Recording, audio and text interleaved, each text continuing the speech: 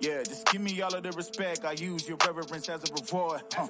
They know that I got the power and they looking at me like the source. Take my throne, boy, stop that. I'm on my hill, can't top that. You take this L, yeah, rock that. You know, I never needed a coach.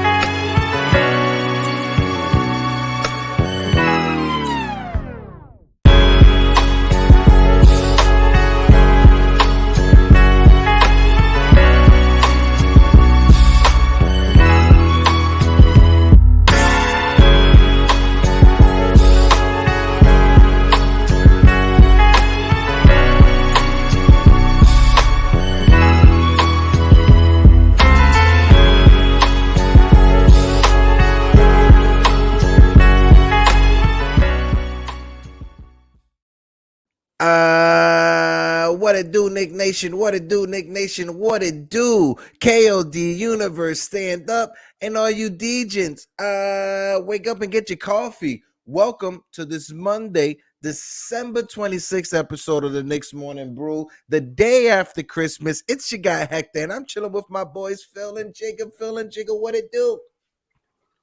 What up, what up? Just chilling. Had a good Christmas with the fam in spite of our New York Knicks and the wonderful world of Knick fandom. So looking forward to connecting with you guys. And let's have fun today.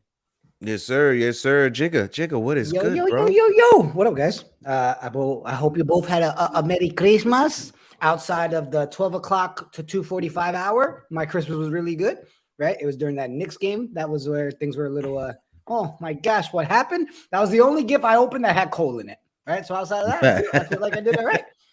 How was your day, bro? What were you up to? It was good. For me, I celebrate Noche Buena, which is basically the night before. And on Christmas Day, it was good. I went to the casino. I won some, I lost some, I won some more, and I lost some. And then I ended my day with some chicken tendies and french fries, bro. So I think I had a very satisfied Christmas day. Oh, yeah. What up, DSJ in the chat? And right away, we deserve better. Hashtag crap out of it. Yes. Yo, we got our homegirl Charlotte from Let's Talk Knicks coming on today, which is a good day to have her, right? Because we got Twitter drama, right? We got to talk about the Twitter spaces and the fan base. And I got to ask her, bro, because I have a feeling we may have played a part in her doxing herself and creating an account where her face is out there. She said, well, I'm going to be on a screen. I might as well let the world see who I am. So we got that coming up, 11:20. But, man, I feel like we have so much to talk about. Heck, I know you I feel like the casino had you in a good state of mind yesterday, though. Oh, it had me in a goodish state of mind. I was on the slots, and there was this dude that, because we was like right in front of the bar where they had the TV. So I'm like, all right, perfect. I'm gonna jump on these shots. The bar's right there. The game is right there. So I'm on the machines or whatever. There was a guy from Philly that was sitting at the bar that was the most obnoxious Philadelphia sports fan.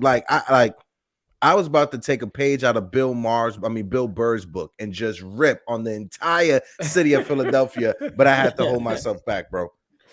Good. Good call. That's good. Well, the kids look super happy on Christmas, man. Let me share this family moment real quick. Yeah. So the kids called me yesterday while Phil and his wife were cooking dinner, and I spent about a good 22 minutes like you're supposed to as an uncle. Oh my gosh. Oh, look at that toy. Oh, it's so awesome. The part the kids don't realize is for those 22 minutes, they had the phone pointing to the ceiling and a light. I didn't see a single one of the toys that they showed me. I was like, oh my God, it's so cool. I'm like, what is that? They're like, Buzz Lightyear. I'm like, yeah. I had no ideas, bro. All visuals were gone. You gotta love a child's POV on a phone. It's hilarious, especially when they decide to like take you for a tour throughout the house and the screen is just shaking back and forth. Go ahead, Phil. No, it was good. The kids were amazing. And wifey set it up perfectly. We got up early, and then nap time was at jump ball. So the family went up to take a nap, which is good because it was a great time up till then. And I didn't want to be Mr. Scrooge in my house on Christmas Day. And so it was good, and it was perfect timing because I got a stocking stuffer from my wife, which was a little Glencairn whiskey glass with the Knicks logo on it. So I put some whiskey in it, which I needed for that game because that was, a little bit painful. And we just had a good time, So Christmas was good in spite of what we saw yesterday. I was able to detach my emotions from what happened and kind of still enjoy the day. So, which was good. But yeah, I feel we got like a lot there to should talk be a about. law, bro. I feel like there should be like a rule, like us Knicks fans, like we should, especially like me as an older Knicks fan, right? Which my kids are older already, and I should reach out to young Knicks fans with young kids and be like, "Hey, bro, on Christmas Day, don't do it. Watch the game after Christmas Day. Yeah. Wait till the kids in bed. Don't ruin your holiday. Okay? Could you imagine if the Jets game would have been yesterday too? Oh my God, I wouldn't be here right now. I'd be dead. I'd be just imagine, but it was a competitive game for the first 3 quarters, and in that fourth quarter, things just got out of whack and we lost everything. For me, and check this out. I'm leaving my building yesterday, right? I wanted to punch this kid in the face. I legit wanted to punch this kid in the face because I'm leaving. Phil, make sure we cut this out. Okay? Yeah. Cut this out. I'm leaving my building, right? I'm leaving my building. I opened the door for this young kid and his 2 friends. This little man had the nerves. Is a teenage, high school, 11, 12, whatever. This little man had the nerves to say, "Thank you so much, sir, for opening the door." I was like, this man called me sir, bro. So we all are still a kid at heart. I wanted to punch him in the mouth, sir. What do you mean, sir? Oh man. Well, at least we just learned that Hector got a short fuse, bro. You call him sir, he ready to hit you, okay?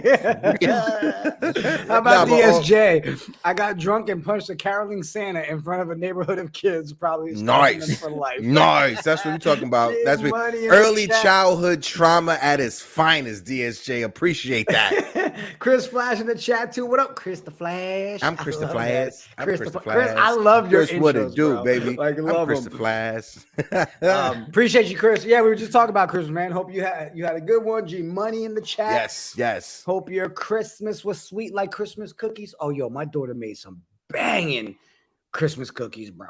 All right, coffee cake cookies. Ooh, with the crumbs on top. I was like, okay, yo, I'm telling you, yo, and my kids are buying me. Is it gluten free? Is it gluten free? Is it gluten free? Listen, I don't ask those questions, so I don't judge the food before I bite it. You know what I mean? But I don't think in this house we ever learned how to spell gluten. Therefore, we don't worry about gluten. No, I'm just saying, you know, us 3 being from the Caribbean, being from Puerto Rico, gluten doesn't sit well with us, but we still eat it no matter what. We still eat it. We eat everything we're not supposed to, you know. But I know we want to keep avoiding the topic at hand here. It's so much easier to talk about Christmas. Oh, but how great was that game? The Cowboys-Eagles game. You see what I mean? Like, you knew I wasn't talking about watching. Yeah, I'm a Giants fan. I'm not watching no damn Cowboys game. Guys, I'm upset because Jalen Hurts did get hurt, and I have him on my fantasy team. But let's stop. Let's stop. Yeah. Let's just come on. Let's just rip the scab off. Let's rip the scab off. The Knicks lost against the 76ers. I believe it was still in 6th place in the East, so that's okay. Our 8-game winning streak has quickly turned into a 3-game losing streak. With 2 of those games, we possibly could have won with the Chicago game and the Philadelphia 76ers game. But honestly, going forward, when we look at our team right now, right, and we look at this record, at the beginning of the season, December 26th, I'm happy with this record. I'm happy with our position in the standings. Yes, we could have won a few more games if we would have played better, but ultimately, I'm happy where the team is at right now. It was chaos to start the season. Everything worked its way out, and now we're sitting 3 to 4 games over 500 right now, 6 in the East. Phil's holding back. Go ahead, Phil. Go talk about it. You know, record-wise, yeah, I'm fine. You know, like where we're at. However, these last few games have kind of said a lot to me. These last 3. The first is that when push comes to shove, we always have more of a chance to lose in the final minutes than we do to win.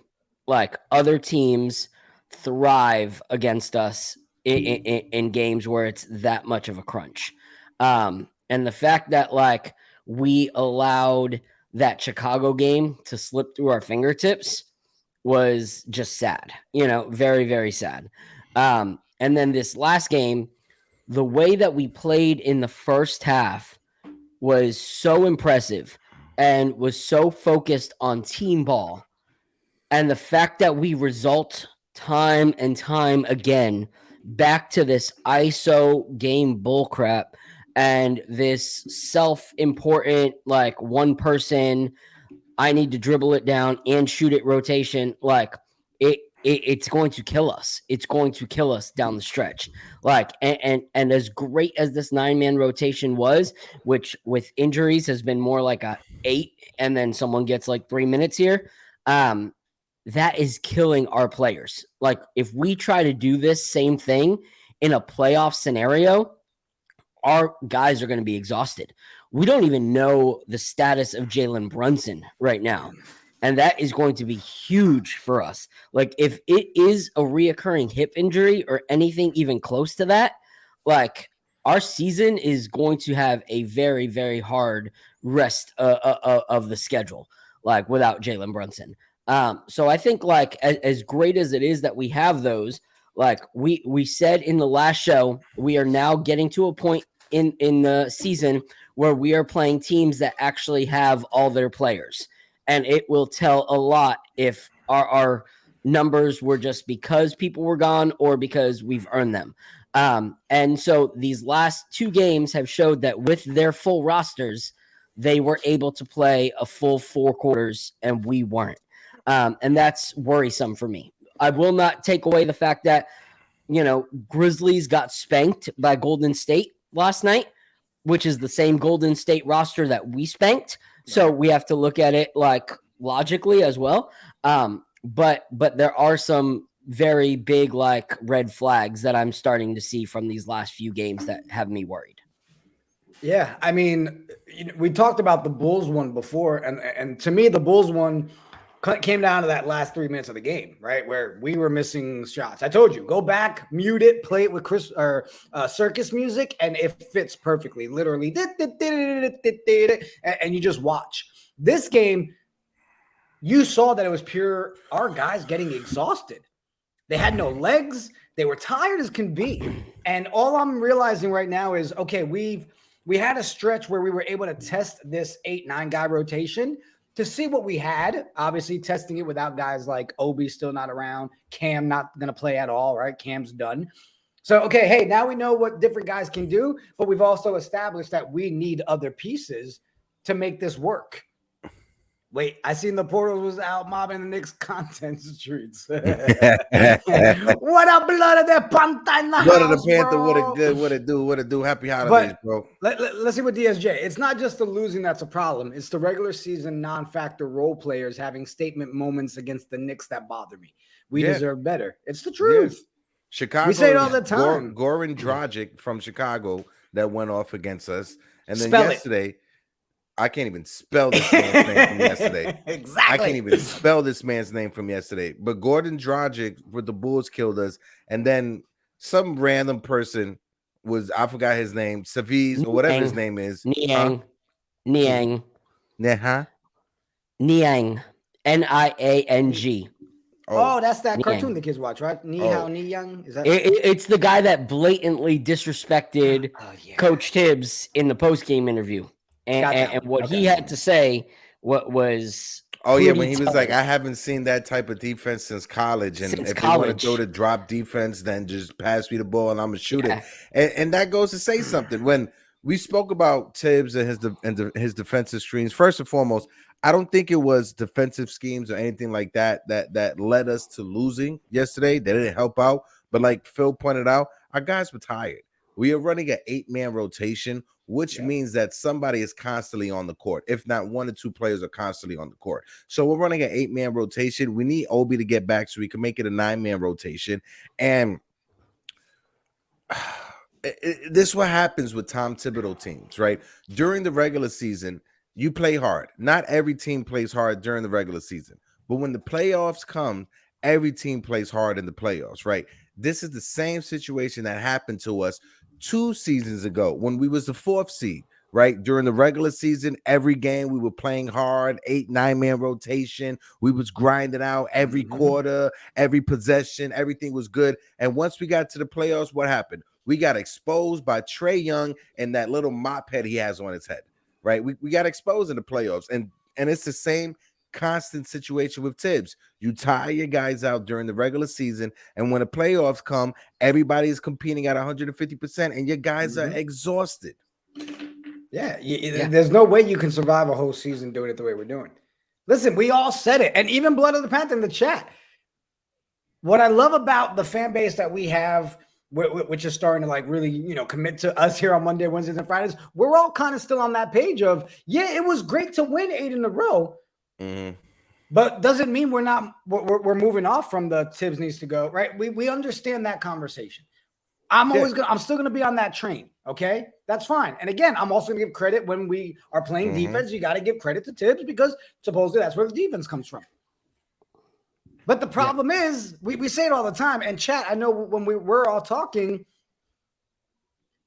we're at the point where we need to pick one, guys, to put the blame on. Is it going to be we don't have a star? Is it going to be we need to fire Tibbs? We need to start with Leon Rose?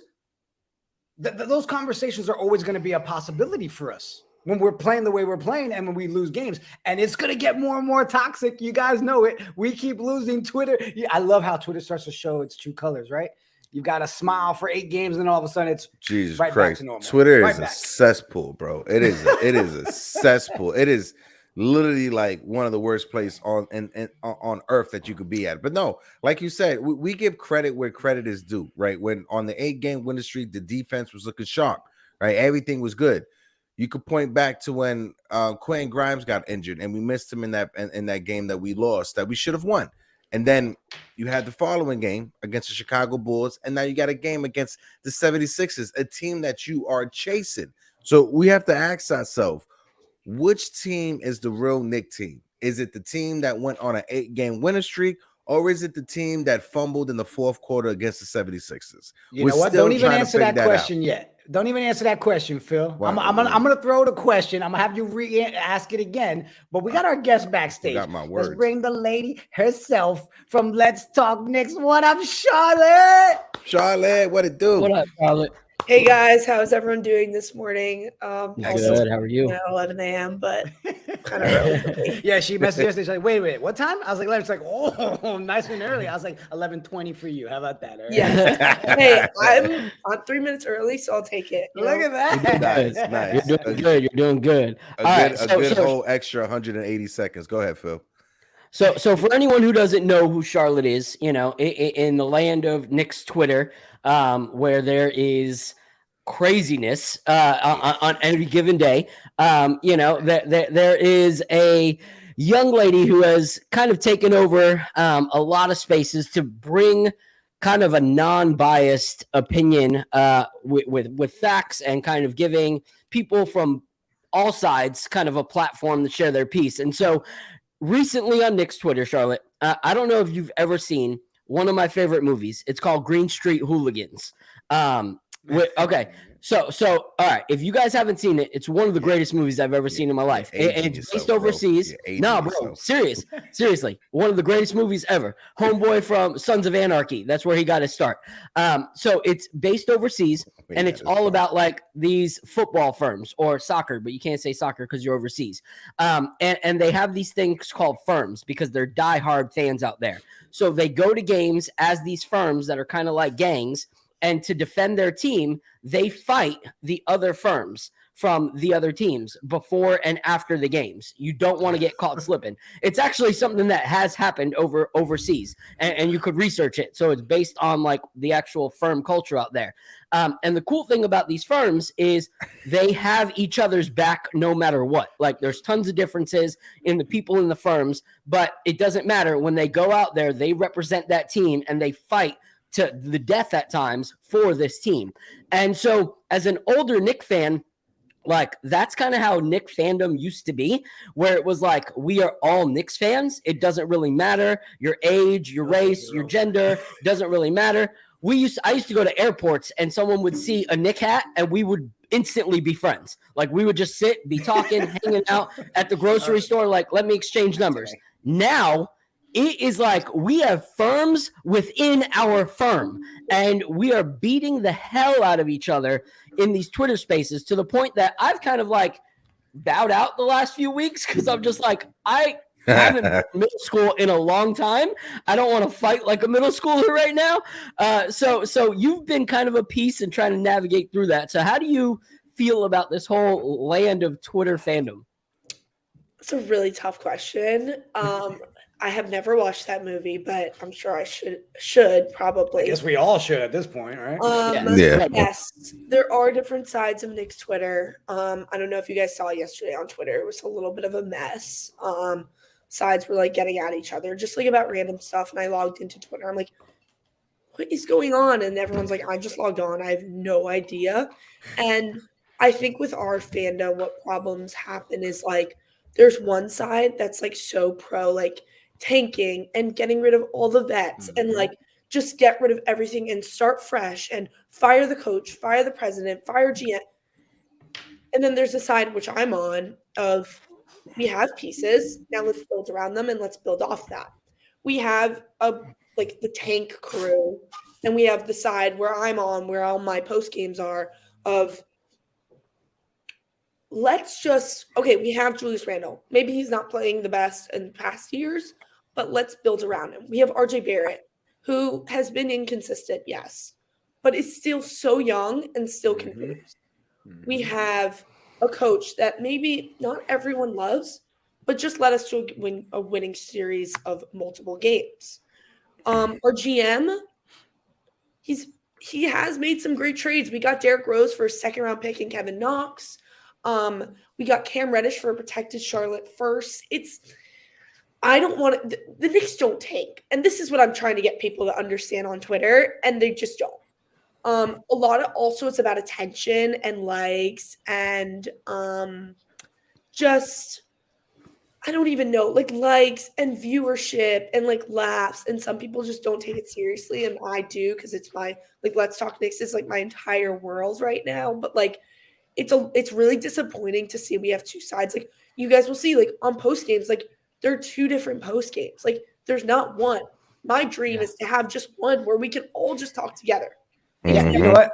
I love that you said that, Charlotte, because it was actually one of the questions I was going to talk to you about is the fact that, you know, like there's so many different fans, right, in this fan base. There's so many different content creators in this where it makes it kind of crazy. Like for us, I'll share it with everybody. We literally will text each other and be like, all right, guys, there's like 16 different Twitter spaces, divide and conquer. And that's why you'll see I'll be over there with you guys and yours. We'll hang out and it'll be an hour later. And then Phil's like, all right, tap out. He'll jump into you guys. And then I'll go see what's going on with Cash and them. And it's like, man, that's a perfect example of imagine if we took the 150 plus that are in yours, the 100 plus in the other one, and we all came together. You know, I think the problem is, there's such a difference that they'll just be too much headbutting. The problem is I can never align myself with like the tanking. It's just not going to happen. Mm-hmm. Like it's just not. Like fire Thibodeau is not happening. We're keeping Julius Randle past this trade deadline. You need to accept it and move on. Your take is really old. Mm-hmm. That's what I have to say to them. Like it's ridiculous how much even just BS that goes on their spaces. Like people, like they've made fun of me. Like I have clips. It's just ridiculous. Honestly, like I get sent clips of them all day, every day. I think I have like 5 DMs from their space yesterday of people like, oh, like, what do you think of this? Like they're off their rocker. Like it just happens. Like, I don't know. We'll never have one big space. I wish we did. But it will never happen. Yeah, for me, you know, you see Jiggaman, he didn't mention me in the Knicks space because it's too bad for my anxiety, right? When all that chaos and all that madness is going on, my anxiety makes me tap out. my social battery runs out of energy. I don't mean to laugh. I legit but it's but true, it's though, Hector. bro. Literally, people will flip out, and all of a sudden you hear that one person that comes up and starts talking crazy. Hector's like, "I'm out." It's true. I can't. And then when you get to the ad hominem attacks, when you start personally attacking someone because they don't agree with you, that's why when Phil, myself, and Jiggaman, we decided to put this show together. One of the first rules that I had from the beginning was this is not going to be a debate show. I do not want to debate, bro. I am not going to deal with the debateness. Right. And a lot of people, the fake debate bros. It also turns personal. Yeah, so, like, people for will no find reason. Stuff from you, like now there's a search button on like so when you go into anyone's Twitter profile, you can search anything. You type in keyword, I don't know, let's say Julius Randle, and if you were defending him 2 years ago, then it means you're also defending him this year. Well, you know what? We actually said this the other day, right? What's today, guys? Monday? I'm so lost. On Friday's episode, which I made it very clear. If you're going to watch this show and you're somebody that had an opinion 3 months ago that changed today, then you're at the right place. You're allowed to change your opinion on things. It's freaking life. It's your freaking team. Okay? The same, and I don't understand why people think it's like, oh, he hated Julius Randle 3 months ago. Now he loves him. That's not allowed. As a fan, you're supposed to adjust the way your team adjusts. They don't. They just don't, guys. That's not. Yeah. It's crazy. Like, also, my rule for my spaces is like, you're not disrespectful to anyone. You just you will get kicked off. I had someone like the other day like was rude to like a Raptors fan, and like now he's not been coming to the last couple spaces because I told him like you can't do that. I think also like I don't discriminate based on gender, and which a lot of people on Twitter do for me, especially like I'm probably the only I know there are other voices from females, but like I would say I'm the most prominent. Yes, Delana, I agree with you. They keep receipts. It's discriminating me against my gender. That's where I draw the line. So because for some reason men, they're getting a little fifis whenever they hear perspective from a woman, because this medium, right, this space that we are in, it is dominated mostly by a bunch of sweaty ass men that don't even put deodorant on, right? That's just the truth. So it's good to see when you have yourself, when you have the Queen's Court, when you have other women content creators coming out and giving their say on the matter, because all aspects is valid, right? Yeah. Whether you're someone who's a Julius Randle fan, whether you're somebody who's an RJ Barrett fan, it shouldn't stop, or it shouldn't be any barriers in front of somebody because they're from the opposite gender. It's just, to me, makes 100%. No sense. 100%. Yeah.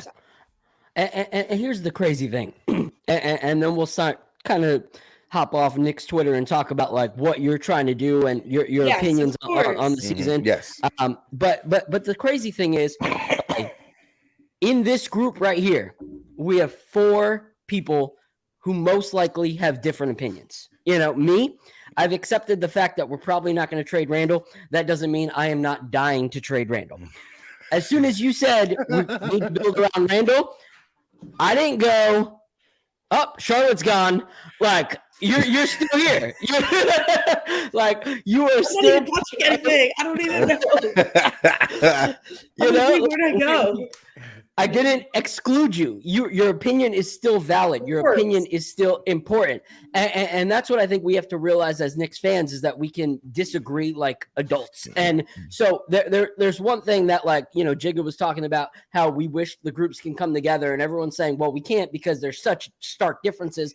But what I've always noticed is in anything that actually makes you sharper at what you do, there's always that statement like iron sharpens iron. And people like to say that, but there's no real understanding of what that is. The whole reason is because you're dull in certain areas, and you need another dull knife to start chipping those things away so that you can be sharper. And then it makes you both sharper in the end, where you were both dull in separate areas. Nice. And so Knicks fans, as Knicks fans, we can do that. We can sharpen each other by just shutting up and kind of listening to someone else's take and being like, maybe I can take something, if not everything. I don't agree with everything, but there was that small point. Like me and Nickinator this morning were talking about some things, on Twitter, and I made a comment, and Nickinator was like, man, that's fair. I never thought of it that way. That makes total sense. Being able to say, okay, I don't agree with everything, but there's something there. That's kind of like how respectful Knicks Twitter could look if it ever went that route. It's so frustrating. Like, I'll open a post-game space, I'll have like 110 people, and they'll have like, I don't know, 50. I don't know. It's just so frustrating. Like, I wish, like, that's 160 people there that were just diverging. So I don't know. But like, also it gets like, when like the burners come at you and are like, you're just a female. Like, why are you on Knicks Twitter? You don't belong here. Like, what are you talking about? Females can't talk sport. And I know it's like, it's crazy. Like, Knicks Twitter is no joke. Like, there's been plenty of people that like came to me and like, I don't know how you do this with them. I don't know how you keep up. Like, I'm going to have a post game every single game, like, for the rest of the season. And like, yeah, there's been some disrespectful stuff spoken to the Let's Talk Knicks DMs, but have I let it slow me down? No.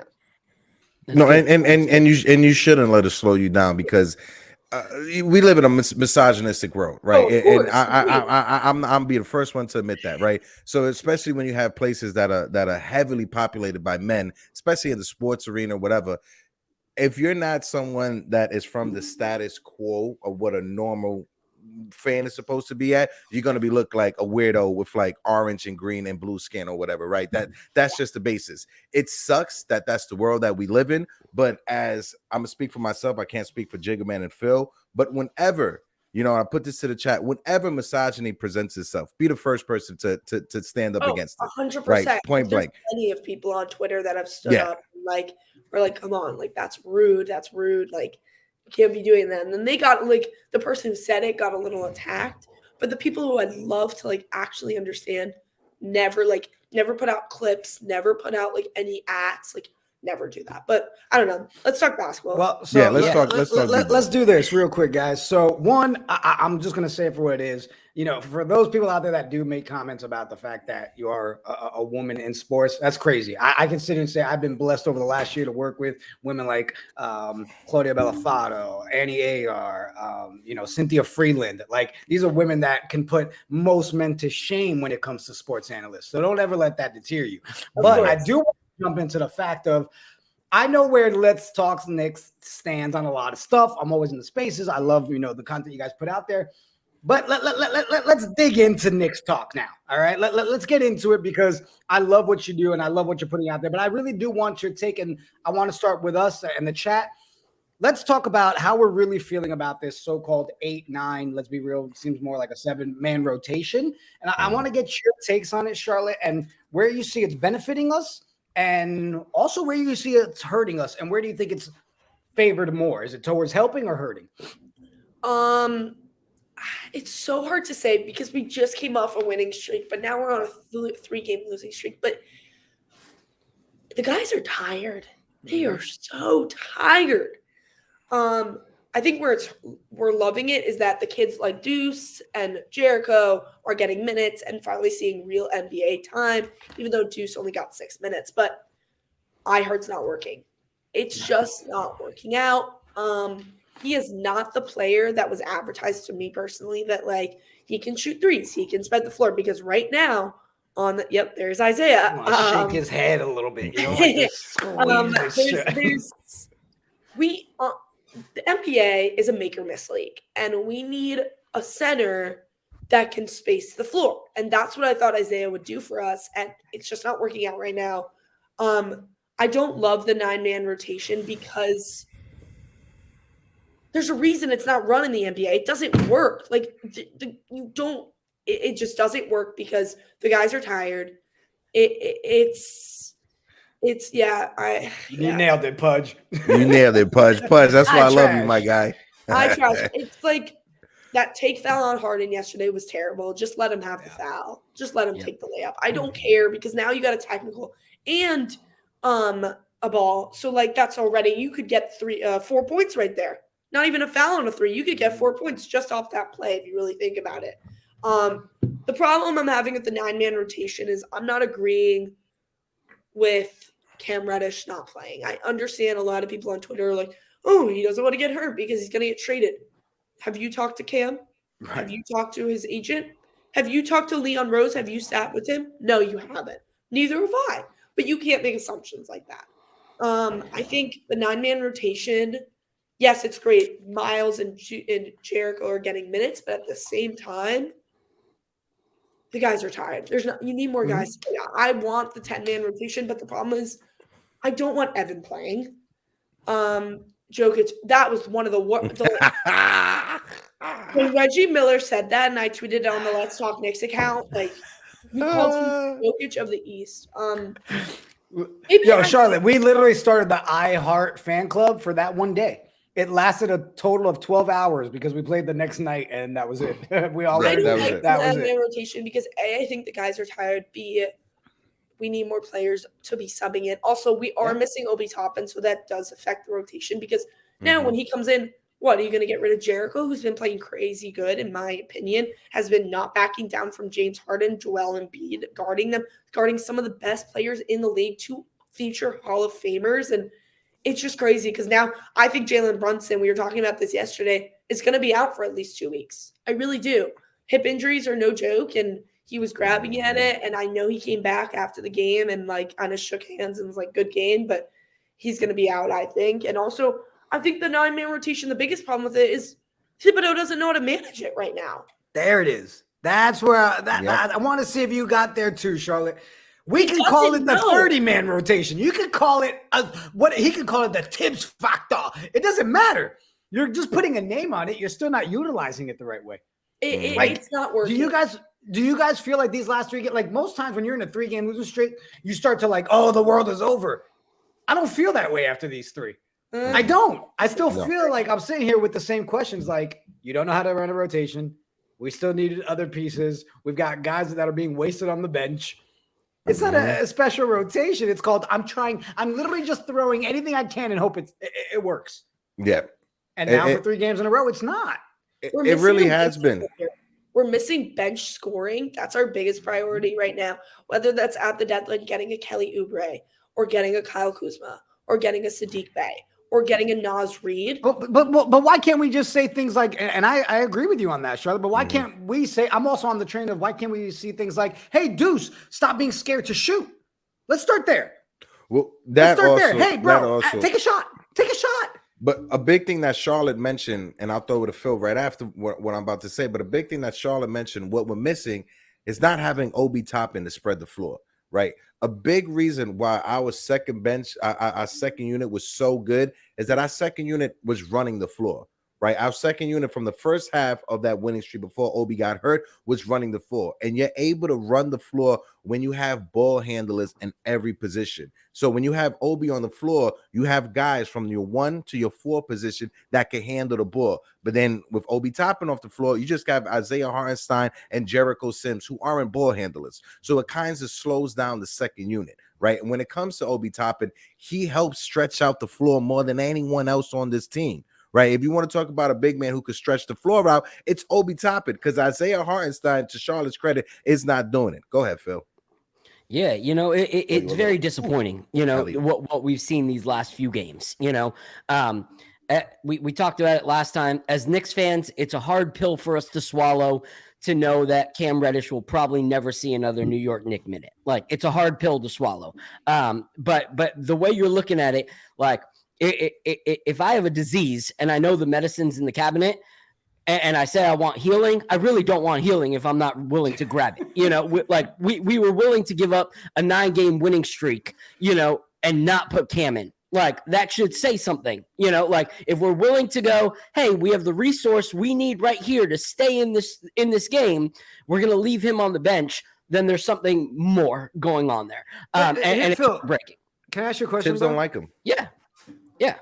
Do you feel it's easy for us to sit here and say, oh, we know we have the piece on the bench?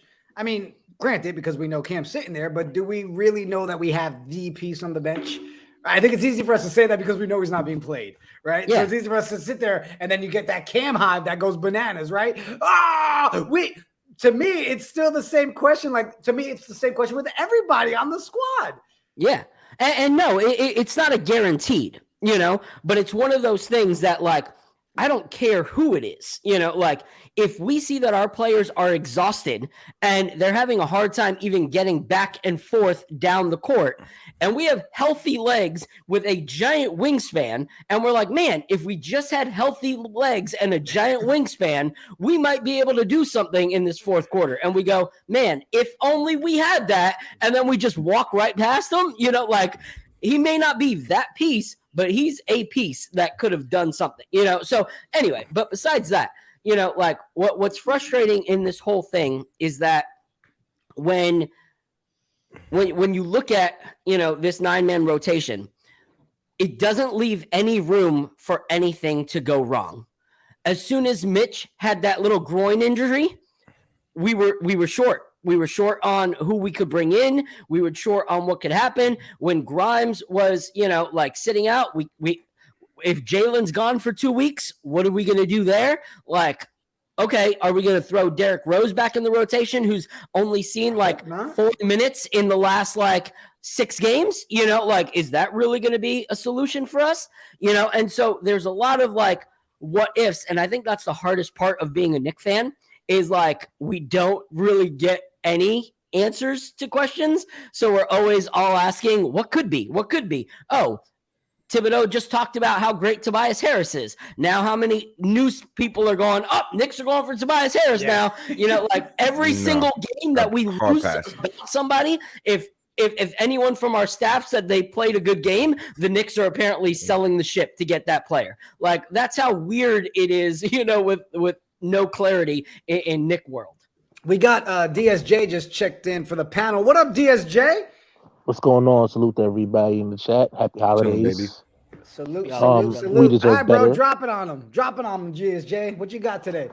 So this 8-game winning streak, right?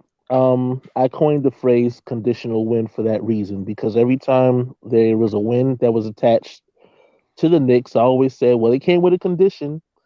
The Atlanta Hawks, we beat them in a blowout, but they lose DeJounte Murray in the first quarter, in the first 4 minutes, conditional win. We beat the Golden State Warriors.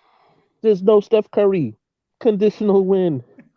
It's those type of things that actually You're a hater. You're a hater, bro. DSJ, hold on, bro. You're a hater, I don't bro. cut DSJ. I don't cut people off just to cut them off. But I got 2 timeout hand signals by Charlotte and Phil, and you just started your take. So hold tight, Charlotte. Let's start with you. What was the timeout? Give it to him. Well, the Warriors, I understand they got beat by the Nets and the Knicks pretty bad, but also they just beat a really solid Grizzlies team on Christmas Day. The Grizzlies were so hyped before the game. They're posting videos, dancing to music, so cocky about the game that was coming up. Klay Thompson taunting Dylan Brooks on the floor. The Warriors, they were struggling, but they just got Dante DiVincenzo back. They're good. They're good. Yeah. And once they get Steph, they're going to raise up the rankings and the standings. I wouldn't beat down on the Warriors too much. They are look, if the Knicks lose Jalen Brunson, they're not going to be the same team. When you lose one of your key players, you can't say they're bad. I don't know. The Grizzlies they're too cocky. Yeah. Charlotte, that's exactly my point. Yeah, that was exactly my point. Every time that they talked about the win, I said that there was a condition attached to it. So the fact that you were missing a key component in Steph Curry, you can't just say that, oh yeah, we beat the Warriors. Consider the fact that you beat the Warriors, but you beat them without Stephen Curry. Well, yeah. So that's why I said the conditional wins. I think Charlotte's point was, let's not talk about conditional wins, because that same team that we spanked beat a Memphis team at their full strength last night. Yeah, who everybody said is the favorite to be in the finals. Yes. Yeah, and so yes, they're a better team with Steph, but they're still a winning pedigree team even without Steph. They're still a winning team. Those players have been and have gotten the chip. They know what it's like to play playoff basketball. And so one thing that I think we always have to be careful of is any given day we can be without, a certain player. Any other day, another team can be without a certain player. We don't want to discredit our wins, but we also don't want to be delusional and be like, oh, we're the greatest team because we beat all these teams that didn't have stars. We could still say, hey, we spanked them. There's a difference between winning by 1 and being like, oh, if Steph was there, we definitely probably would have taken an L. We only won by 1 at a buzzer beater. But it wasn't a 1-point win, It was a substantial kicking to the head, And so we got to look at it that way and not just discredit ourselves, because I feel like swinging the pendulum can be the same as the people that are so delusional that they think that the Knicks are unbeatable. Like there has to be that fine line of giving ourselves credit, but also not overstepping. Yeah, and I agree with that. I agree with that, Phil. To piggyback off of Phil, and I'll throw it over to DSJ before we bring over G Money. To piggyback over Phil is the same argument could be made for the Knicks. We beat them without Obi Toppin. Now, I understand Obi Toppin and Steph Curry is a different pedigree. It's a different level when it comes to the player, but we still beat them without one of our key rotation pieces. So it's very easy for us to say that. And when it comes to the game against the Warriors, we blew them out. Like we blew them out to the point that we had Ron Arcidiacono on the court in the fourth quarter. We had that Ukrainian kid that I can't even try to pronounce his last name because I don't want to butcher it. What is it? It's V. Mikhailuk. Yeah, there you go. Five. There you go. Thank you, Shaun. Thank you. Nice little nickname for him. But yeah. But you know what? DSG, go ahead. What I was gonna say is, with that being said, is yes, we have to win the games that we're supposed to win, even when teams that are supposed to be top in their division or top in their conference are missing certain players. You got to take a win when you got to take a win, because I guarantee you, if it comes down to us just being outside of the playoffs and we made it into the playoffs just from that one win counts a hell of a lot more than missing the playoffs. No, absolutely. DSJ, I'm gonna join you, DSJ. Ready? You go ahead. I kind of like your title of conditional wins. And I see Charlotte shaking her head already. Phil gave me the stank face. Here's why. I say it on every single win we have, not just the 8-game winning streak. Hold on, Charlotte. Leave it there, because I'm going to get you. I think I might get it to slightly turn as you hear my reasoning, all right? We don't have enough guys on our team. We got guys that are sitting on the bench that aren't playing. Everything right now to me is a conditional win. It's all conditions. We're finding out that we've got guys that are good and who we can get rid of. Put them around, Charlotte. What are you talking about? She's like, no, they're not conditional. All right. Go ahead, DSJ. Charlotte, I wish you had the thumbs down for the front office for signing people like Evan Fournier that we can't even get rid of without having to attach another piece to it. Those are the things. Oh, I got both thumbs down. Salute. G Money. What it do? Go ahead, Charlotte. Finish your take. Finish your take. You don't need to attach a first-round pick to trade Evan Fournier. Oh my God, you don't. Promise. He's an expiring contract, which is just as valuable as a draft pick. He has a team option. Right? No, he's not. We got another year of him under contract before we. No, it's a team option. After the season, yeah. You could trade for him, and if you don't like him, you can just cut him in the offseason. Yeah. He's a great shooter, but you need to. The thing with Evan Fournier, you need defenders around him, like solid defenders. You need to be one of the best defensive teams in the league for Evan Fournier to be successful, because his defense is just not there. Mm-hmm. Agreed. 100%. G Money, what it do? G Money, how was your holidays, baby? My holidays was popping. Salute, DSJ, Phil, Charlotte. Nice to meet you. Salute, Jigga. Salute everyone in the chat. My man, Xmas was popping. Everything was popping. What's your thoughts on this conversation, real quick? I look at both sides here. You do beat the teams you're supposed to beat. And again, I'm not taking anything away from the Knicks. You beat who's in front of you. They earned their wins. However, like what DSJ said, we can't just ignore. You gotta use context sometimes. All right. Yes, I know the Warriors beat the Grizzlies without Steph Curry and Wiggins. That was a great win from them. Consider the fact that they didn't have Dante DiVincenzo and JaMychal Green against us. They were there last night. So you got to consider that, though. So you can't really say it was the same Warriors team that blew out the grid that we beat. No, it was not. They didn't have Dante DiVincenzo against us. They didn't have JaMychal Green against us. So consider that. Also the fact that, there's three. Also the fact that, again, a win is a win. I'm not taking anything away from this team, but I can't just ignore what I see. The Kings didn't have De'Aaron Fox. That matters. They didn't have a key all-star in that team. Salute Stephen Fox. Consider the fact that the Cavs didn't have Jared Allen and Dean Wade, who were killing us the first time, a rebounder and a guy in Wade that could shoot threes. Again, I give the team credit, but I got to be honest. Against the Hawks, didn't have DeJounte Murray when he got hurt the first minute. DeAndre Hunter and who else? And John Collins, key players for that team. I give us credit, but look at the last 3 games. We played against a crappy Bulls team, and you couldn't get it done against a crappy Bulls team that was struggling. You lost to a Raptors team that was on a 6-game slide, by the way, and we're 3-12 on the road. That's just embarrassing. The Philly loss, I'm not too mad about the Sixers loss because we did fight, but I can understand why people are upset. I mean, Randall had a great first half. I mean, Brunson had a great third quarter. But the issue was James Harden, man, it was a Harden heist in MSG, though. He 4-point play, hitting threes. Niang was bombing trifectas like he was hotter than a chimney, no pun intended. And also the fact that, Joel Embiid was a man amongst boys. I give the Knicks credit during this 8-game streak. They earned it at the time. I give them credit, but we got to use context a little bit how we got that streak. And also the fact that the last 3 games, we should have won at least 2 of them.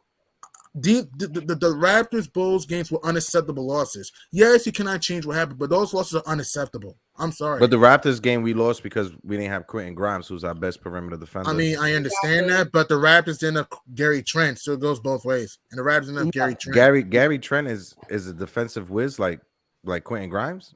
He's a good but he's a good on-ball defender. But but Grimes played the last 2 games, so it kind of goes. So I love Quentin Grimes. I love me some Grimes, but he played the last 2 games we lost. So to me, it doesn't matter. So when I'm saying it doesn't matter because he played the last 2 games. No. But what I'm saying with G Money, and this is why I hate getting in to the debate sphere of things or whatever, going back and forth, and we're gonna move it on. But what I'm saying is, if you want to point out that we beat teams without their best scorers or their best defenders, how is it that we can't point out we lost against the Raptors without our best perimeter defender? But you still had a one. Look, I'm not downgrading Quentin Grimes. I love Grimes, but even Grimes play. Does he stop Pascal Siakam? We don't know. So yeah. All right. So it was a conditional loss. I'm gonna say this, and then we're gonna transition to get some more time with Charlotte and her takes. But here's the thing that I want Knicks fans to be weary of. Okay, so many times Knicks fans are so quick to find reasons to downplay why we won something, and you more so will pay attention to the fact that a team was missing something than being able to remember the highlights of what we actually saw and the good points of what we saw about our team. So many Knicks fans can tell me who wasn't part of their roster, but they can't tell me the greatest thing that our team did in that game because they're so focused on what was missing. And what Heck just said, no other team is focusing on when a Knicks player is not there or when so-and-so is not there. A lot that is a very rare thing for a fan base to justify to themselves why their team won. These other teams aren't going, oh, snap, so-and-so wasn't there. That's the only reason we won. They're able to say, but our team did this. Our team did this. This is why we won that game. And I used to play ball when I was younger, and we never would look at the roster and be like, oh, who's missing from them? We could probably take this game. It was, we're going out there, we're going to ball the best of our ability, and we're going to try to get the W. So that's what I think we have to do as a Knicks fan base. If I can, and I'll throw it to Charlotte right after this, but Jay Boogie in the chat said it perfectly. This is not the NCAA tournament where you make it into the tournament based off the quality of wins. The NBA doesn't rank wins to make the playoffs. You just must win games. If you can't beat them, if you can beat them, then just beat them. And Jay Boogie said it perfectly. And I'll throw it over to Charlotte because we got a question in the chat from Stephen Fox. But he says, Charlotte, do you think the Knicks will make a trade or trades by the deadline? And if so, what do you think? Right now? Yeah. Go ahead, Charlotte. Yes, they will make a trade. That's inevitable. With this office, what I've noticed is they make trades early in the deadline to set the market price. So I would expect a trade. Looking right now, mid-January, I would say. Expect like a move. I'd expect to move off Cam Reddish by mid-January because he's just sitting on the bench. He's not doing anything for us. It's a little trickier to guard to get off Evan Fournier, Cam Reddish. But the also thing you got to remember is when teams are trading for our type of players, we need to be also buyers at the same time. We are sellers, but we also need to be buyers and get a bench piece. I understand Obi Toppin's missing right now. Jalen Brunson might go down. I don't know who our starting point guard is going to be. Probably Derrick Rose, knowing Thibodeau, but we need bench scoring. So I would say look for Cam Reddish to be off this team, and Evan Fournier. They're going to look at scenarios, but as Ian Begley reported yesterday, they're looking at Tobias Harris. I think they're going to make a trade with a player we're not speaking about. No one is I don't even know this player, but like a player that nobody, like, who would have thought that the Knicks, like, if someone told me like right now that in January the Knicks are going to trade Tobias Harris for like Cam Reddish, Evan Fournier, and 1 first-round pick, I'm gonna. Oh, Hector, are you trying to get in on that conversation? Oh, no. I was just shouting out Jacob in the chat. We said, what up, Jacob? What it do? No, but I would expect a trade by mid-January. Look for Cam Reddish to get off, and look for them to get a bench piece. Yeah. So Charlotte, my question for you, if you were the front office, okay, like you personally, like forget rumors, this, that, whatever, with all of those that are going out there, what is the one player out of all these that are rumored that you personally would like to see in a blue and orange? Because we all kind of have our preference, like the front office is going to do whatever the heck the front office is going to do. And no matter what magazine you read, every week it's different, apparently, what the Knicks are going to do. But if you personally, out of all these like shenanigans that you hear about, like what is the player that you personally would want to go after? The thing is with the Knicks is like I know what every player I'm about to say, it's probably not going to happen because Knicks make trade that no one expects. Mm-hmm. But I don't know. I have to think. I like Kyle Kuzma. I do. I don't think it's happening. Honestly, I've been thinking about it for days. I would like the Knicks to go get Kristaps Porzingis because I'd love to see that storyline. Don't think it happens though. Don't take anything I say that it's going to happen. That would be very Nick. That would be very Nickish. That would be very Nickish for them to go and trade for KP again. But yeah, go ahead, Charlotte. Yeah. I don't know what you do because then you can't start because then either Randall or Robinson is out of the lineup, and I don't really love like that chemistry is going to be broken if one of them's on the starting lineup. So that's a whole different problem. But I think also, I don't know. I like Sadiq Bey a lot. People on Twitter hear me a lot talk about Sadiq Bey. Love him. I know like in a slump right now, but I'd love him. And Kelly Oubre is another great option.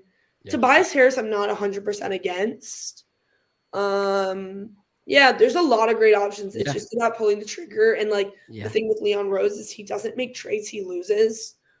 So he's not going to make a stupid trade just to get off Cam Reddish. And he's a restricted free agent, so. It's funny that you said Kristaps because when I was picking what I was going to wear today, I had my Kristaps jersey in hand, and it was too cold, so I decided not to. But that was going to be my whole thing is like, right now, don't be a hater. I'll pull it up again, heck. But, like me personally, like a lot of those are good. I think bench scoring is very important if we're not going to, mess up the beginning rotation. We talked about Clarkson the other day for quite a while. But I think all of those are great. Kelly Oubre would really, I think, flourish in a blue and orange uniform as well. Because he's kind of loves the spotlight. G-Money and DSJ, hang tight backstage. Don't leave, all right? We got more questions for you guys for the panel. Hold on, okay? Guys, we started talking. Oh, did he just bounce? Oh, Trippy just left. Oh, Trippy, what happened? We started talking trades, and that man jumped on the panel real quick. I thought Trippy was about to give. Yeah, I was about to bring him up. Oh, Trippy, what happened, bro? All right, we'll wait for Trippy to come back. You know, when we start talking trades, he had to jump on this conversation real quick. Yeah. So Phil, I mean, you were saying, but who's your target? Like, who's the dream scenario for you? Yeah. So for me, there's a few that would work. Like me personally, like we talked about, I think Kuzma would be great, but I think that like with the fact that Thibodeau is really set with like who we currently have in our starting roster, I don't see, like Hector has said before, Kuzma coming off the bench. I think that would be very, very hard. So we definitely have to kind of switch the trajectory of where we've been going. And that would only make sense if they were trying to move Randall, that Kuzma would kind of come in, and I don't see that happening. So I personally would see somebody like a Jordan Clarkson coming in, and being sixth man of the year, buckets after buckets, someone that can really run the floor alongside Obi Toppin. Imagine them two running that second unit, like being able to have a fast-paced offense, Jordan Clarkson who can stop and shoot on the dime. Like that's something we don't really have on our second unit, is someone that can stop and shoot. Like everyone we kind of have is kind of a setup 3-point shooter when it comes to the second unit. But Jordan Clarkson can just stop. He can go off a pick and light any other team up. So I think having that kind of like shooting power alongside Obi, where Obi can then do what he does best, which is either be on the outside or penetrating in. I think those two would play really, really well together. Get Hartenstein the frick out of here. Let Sims be in there. Like that would be an athletic and fast-paced, which would kind of throw teams off because our first unit isn't really as fast-paced. It's a little bit of a slower, starting lineup to then make that second unit who isn't stars have to deal with a nonstop, energetic, athletic, and high shooting second unit. Could be really, really awesome to see. So Jordan Clarkson would probably be my choice. That's my Trippy. We're talking Trippy. What it do, baby? You muted, my guy. I'm here. I'm up.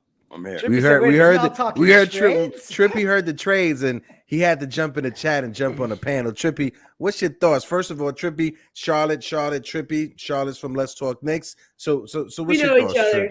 Yeah. You know the vibes. What up, John? What up, the panel? What up to everybody in the chat? I'm just glad that everybody's woken up and finally come to their senses. Like, well, it looked like you just woke up with the cold. You just got out your eye, my guy. You don't understand, because I've been waiting for everybody to come to reality. Everybody's been, we got the 8-game win streak. We don't need nobody. We don't need to trade. I'm like, bro, do you play ball or do you just watch it? Because I play ball, bro. You can't run an 8-9 man rotation for 82 games, bro. It's just not gonna work. You see it now. Players is crashing. They're dying. They're burning. Like Jalen Brunson is trying to be Iron Man and he's folding right now. My son looked like he getting pressed through a machine. Like it's over, bro. We have to make a move. We don't need a star piece. We don't need a top of the line guy. We just need a nice, tall, lengthy 3-and-D guy. Just come over here, play defense. You get me at least 10. Matter of fact, 8 to 10 points. If that, your defense got to be locked, sound, and on point. I'm at the point now where it's like, just call the Rockets back up. Let's make the most minimal trade we could do. Let's just go get Eric Gordon and call it a day. Because at the end of the day, he got Charlotte shaking her head. Getting no Kyle Kuzma because everybody, like, all the players y'all want, nobody wants, bro. Everybody wants to snap. Everybody's like, oh no, he's too much. He doesn't fit. He's too old. He's to this. So look, you see, but Trippy, you got to give me credit where credit is due. I've made it clear. I am down to take a trade for the pretzel man at MSG. Okay, as long as there's somebody with legs that we can turn to, that we can make sure someone gets a rest. Okay, and you work at MSG, bro. So I'm sure you can find me the right baller over there, bro. We gotta hook up. Not EG, bro. Not. If, I like Eric Gordon. I really loved him when I was younger, also. But he's not the defender that we need. He's not the 3-and-D player that we need. No, truthfully though, The guys that we really do need, though, honestly, it has to be one of Kyle Kuzma or Jordan Clarkson. Like those are the two best options. I can see Jordan Clarkson, right? Because right now with the situation with Kuzma is a phenomenal player. I'm not trying to take anything away from him, but he's a starter with the Washington Wizards, right? This is the most points he's averaged per game in his career. These are the most minutes per game he averaged in his career. So I'm not sure on a contract year, because this is his last year before he hits free agency. On a contract walk year, I'm not sure if he's ready to take that backup role and that bench role when he's averaging the most points he has averaged in his career and the most minutes he has averaged in his career. Now, Jordan Clarkson, he's someone that's used to coming off the bench. He's someone that's used to his role, that know his role. That's someone that I would like to have back up Jalen Brunson more than anything else. If we can use IQ in a trade to get that 3-and-D small forward for the bench to improve our team, then I'm all for it. But I would rather have Jordan Clarkson and Kuzma and Eric Gordon. I love you, my guy, but you're just not the player right now in this stage in his career. Yeah, no, Eric Gordon, please, no. I'm begging, please, no. I'm gonna get T-shirts made. No, Eric Gordon. G Money, you trying to trade for Eric Gordon? I like Eric Gordon's decent, but not right now. Yes, he can shoot, and yes, he can penetrate. But he's older now. This is not. If it was Ellie Clipper, Aaron Gordon, oh yeah. But this version of Eric Gordon, who's aging, no. He got Brendan Roy knees right now. Go ahead, Phil. Right. So to Foxy's point, I actually think that it's the opposite. You know, Clarkson is not on this team's timeline because he'll be 31. I think that is more of a reason to be able to have him as our second unit. Like, not, hey, you're not a good player, so that's why you're not starting, but we are going young, but we still need somebody who has your skill sets coming off the bench. Like, if we target somebody that is young, that is trying to find a starting spot somewhere, we have to screw up our whole starting lineup, which the front office and Tibbs are not going to do that right now. So we need to find someone who can be effective off the bench, because that does fit our timeline. That does fit what our organization seems to be doing. So I think that actually is in our favor. Someone that is good, that can light up from the bench. I don't see them messing with the starting lineup. I know some of us want the starting lineup to get shooken up, but we don't have that authority. We don't have that say. So if we're going to be realistic about what we think our front office would most likely do, it's going to be either we get a star for the starting lineup or we get a role player that makes our second unit better. And I think timeline-wise for this year, it's second unit.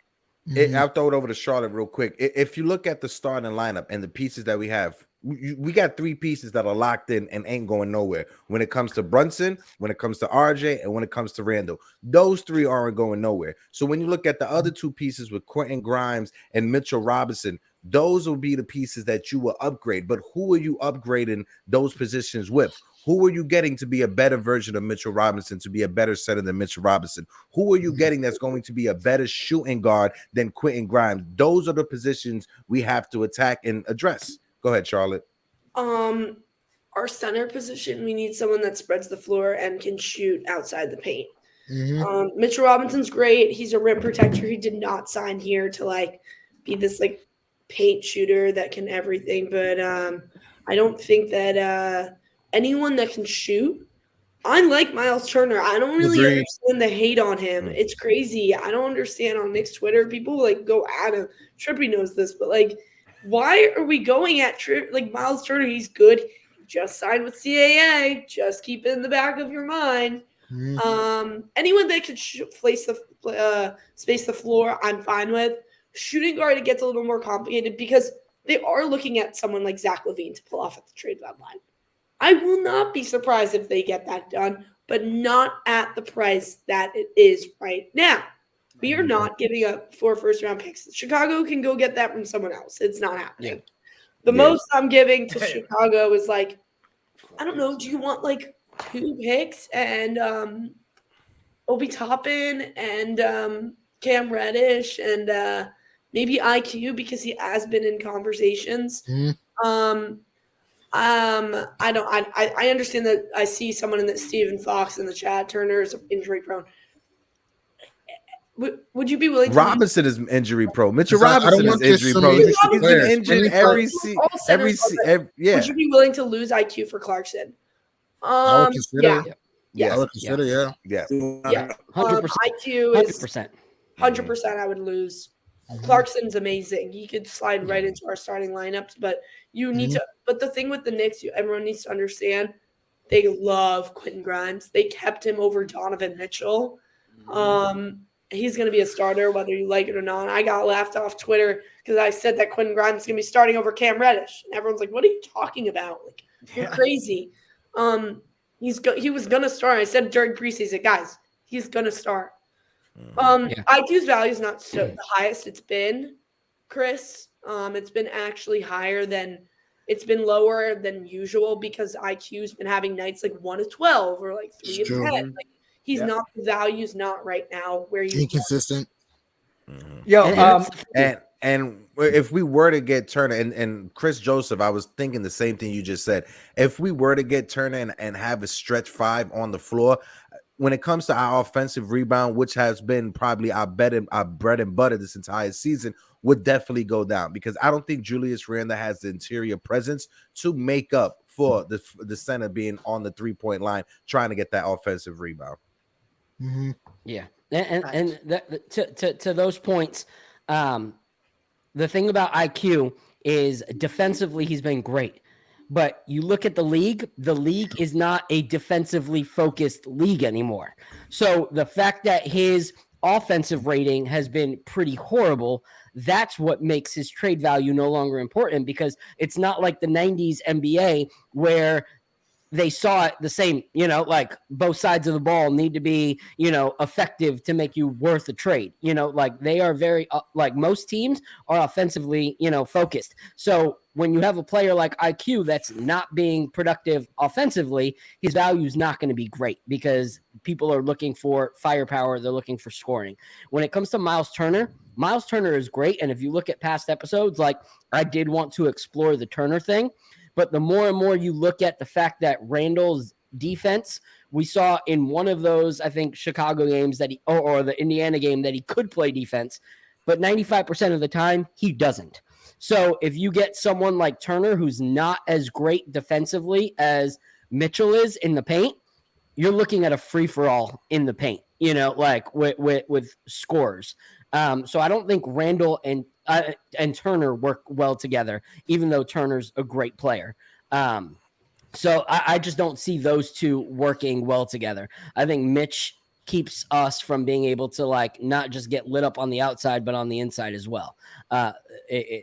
So I don't know. No. There's a lot of scenarios that we could guess, but I don't think we're getting Turner. Like I don't. Yeah, I think if we get someone that stretches the floor, Randall's defense has to step up in the paint. It has to. Check this out real quick, guys. I know we got Charlotte till 12:20. We're coming up to that time span. G Money, appreciate you coming through, bro. We're going to keep the show going. Thank you for jumping on the panel. DSJ, my guy, salute. Always love your takes on stuff. Guys, I want to take a quick commercial break to our sponsor, Homage, real quick. When we get back, though, I want to switch from trade talks, and I want to talk about, should we all be a little scared on the fact that we have no idea what's going on with Jalen coming out of yesterday's injury? Let's jump on that when we get back. Check out the quick break.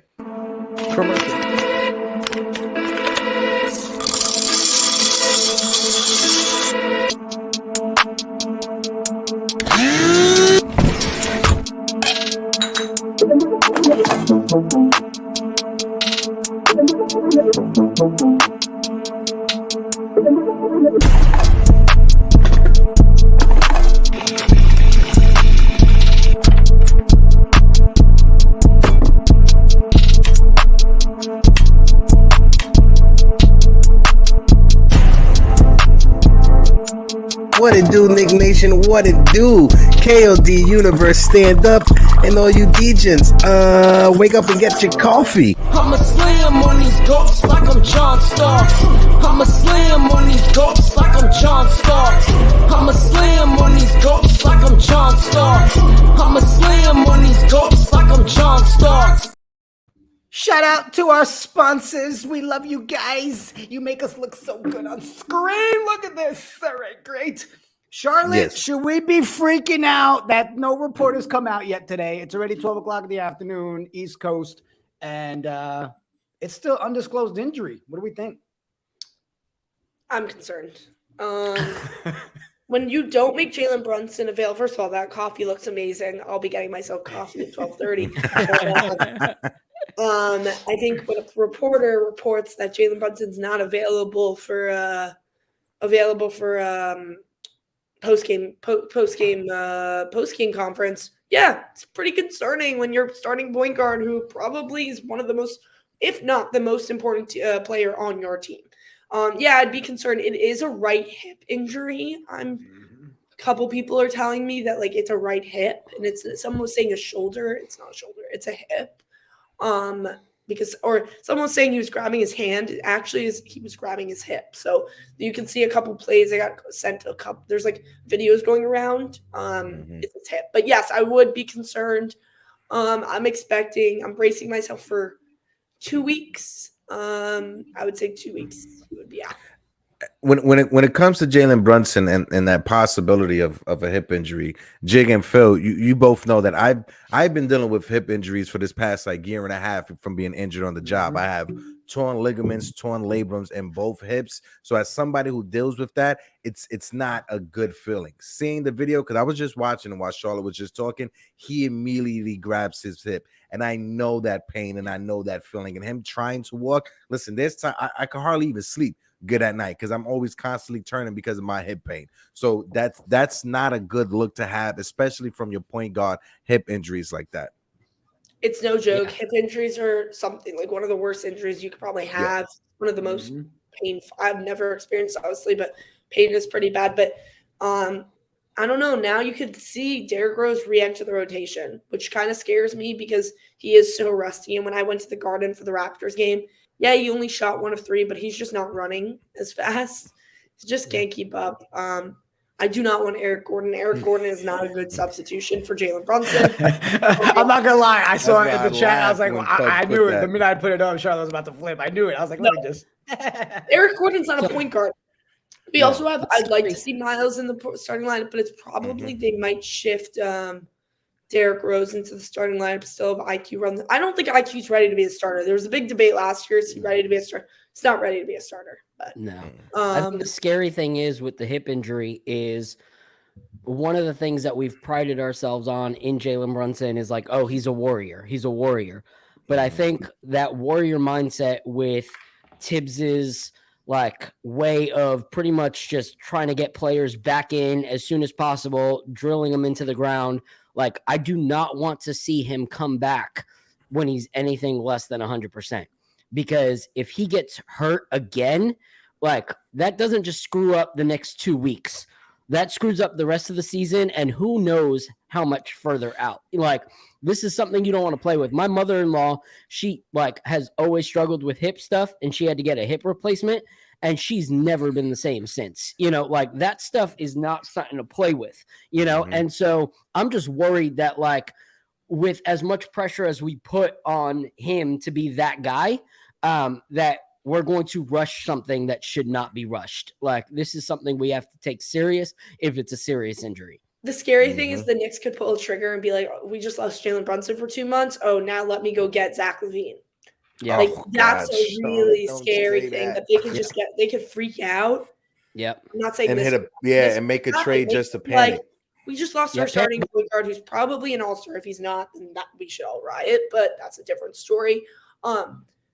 We just lost our starting point guard. Our team now is going to be even worse without him. Don't be surprised if Zach LaVine's on this team if Jalen Brunson's out for more than a month. Yeah. Yeah. I was saying it last night in the conversations is that was the biggest thing that my dad and I were talking about was now we're going to be put in a position where LaVine ends up being a reality. And obviously that's the one we're getting the most reports on is LaVine, right? And obviously this panel here, we're not on the bring LaVine train at all. But again, we're at a point to me where it's like, we need bodies, guys. And if we keep having people fall off, I'm worried. I'm worried big time. I've never seen The Office go to it. First of all, they were courtside in Chicago all together. I've never seen them at the Garden all together sitting in a row. They don't do that. It's usually just Leon sitting alone. Trippy, I can't with him. No, I can't. I literally can't with him. I think that I've never seen The Office sitting in a line in the Garden watching. They've only been for the Bulls games. We've played the Bulls now 3 times in the last, I want to say 3 weeks or something. We had a back-to-back with them on Wednesday, Friday, and then we had them in the Garden again. But I don't know. I think that I don't want Zach LaVine for the price. The price is just I'm not giving up. Yeah. If The Office gives up 4 first-round picks, then maybe I could be with the other side of Twitter and be like, yeah, that's probably not the best thing we should be doing right now. Mm-hmm. Yeah. I want to ask you a question because I know we're getting about around that time when Charlotte got a dip. But Charlotte, I've been creepily looking at your background. Can you let the people know the trophies back there? Where are they from? Were you an athlete in a prior life? Like what's the trophies and accolades that you got back there? So I played basketball. Most people don't know this about me, but I've played basketball my entire life. Nice. I was offered to play at Penn State, and I just did not because I wanted a regular college experience. But yeah, I've played basketball since I was in 5th grade. Loved the sport ever since. That started my love for basketball. And yeah, I'm a huge Knicks fan because of how much I play basketball. And like when people are like, you don't know basketball, I was like, I've played basketball my entire life. I know I might be playing with the girls, but it's the same rules, same things. Like I've run a 1-3-1 zone that Thibodeau does every damn game, the drop coverage. Like I know exactly what he's running.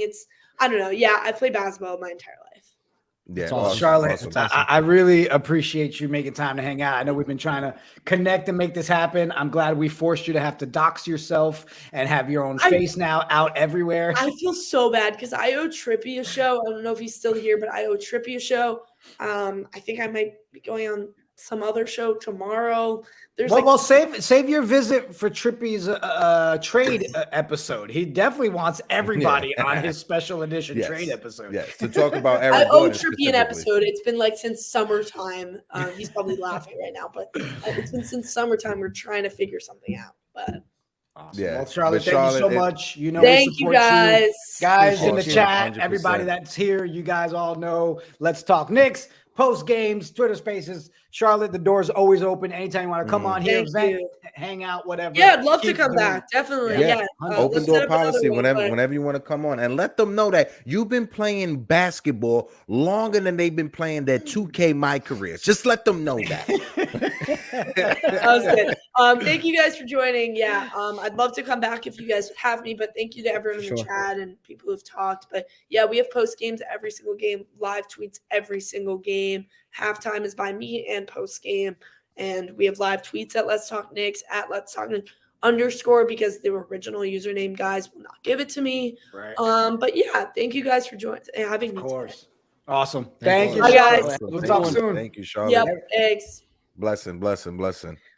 Good content creators out there, man. I'm telling you. Awesome. You know, and people sleeping on Let's Talk Knicks. Oh, it's a girl. Mm-hmm. Really? The girl knows what the hell she's talking about. She be dropping some facts, right? What I love too is she drops comments in her Twitter Spaces that pisses off other people's, and then everybody starts doing their thing. It's great. I love it. Guys, this Wednesday, talking about bringing people on the show, we got Big Mo. We got Big Papa Left. We got the Knicks Lounge in the building with us this Wednesday on the panel. We're gonna talk Knicks. You know, it might get a little toxic. We're just gonna talk about it, right? And that's what I love is we don't choose sides. Like even in the crazy world of Twitter, like we value everybody's opinion. So even sometimes we might have people that from week to week have completely disliked one another and had completely different, views and opinions, but we're going to get the best out of them on this show, share respectfully, and just kind of keep building with all the content creators, whether we agree 100% or not, we value them as people. So I love that about the show. Yeah. And, we believe we'll probably have some big news for everybody on Friday. Hang tight. But man, we're looking forward to it. Big Mo, Papa Left Knicks Lounge this Wednesday. Shout out to Charlotte. Let's Talk Knicks for hanging out with us today. Shout out to everybody in the chat. We appreciate you guys' love and support. Share, tweet, retweet, subscribe, all that good stuff. Guys, I'm worried. And I'm worried too. I'm gonna be worried till we get some sort of report on Brunson. But It wasn't looking good. Seeing him hobble up the court like that. We understand Brunson's a warrior, but sometimes there's just some hits that warriors don't bounce back from. That's a bar right there. Use that in a rhyme, Phil, if you want to. Go ahead. One thing that's really disappointing is that our next game, which is tomorrow, was the game we were hoping to see that bounce back game from Brunson and our team, because that's what started the 8-game winning streak, was after we got spanked by the Mavericks. And now tomorrow we're going in and playing the Mavericks without Jalen Brunson, most likely. So that's going to be a very, very hard pill to swallow tomorrow. So we'll see what happens. Yeah. And then we'll be able to come talk about it on Wednesday. So, appreciate everybody in the chat. G Money, appreciate you jumping on the panel. DSJ, Trippy, you got on the panel to talk trades. I know you were happy. I loved it. The best part, guys, he froze for a second there. Did you That's see how it? excited he got. That's how excited he got. Right, but he had the thinker face on. I'm Trippy, with your permission, I'm going to clip that pose. And every mention of trades on social, I'm just putting Trippy. Just put that meme up there. It's a meme now.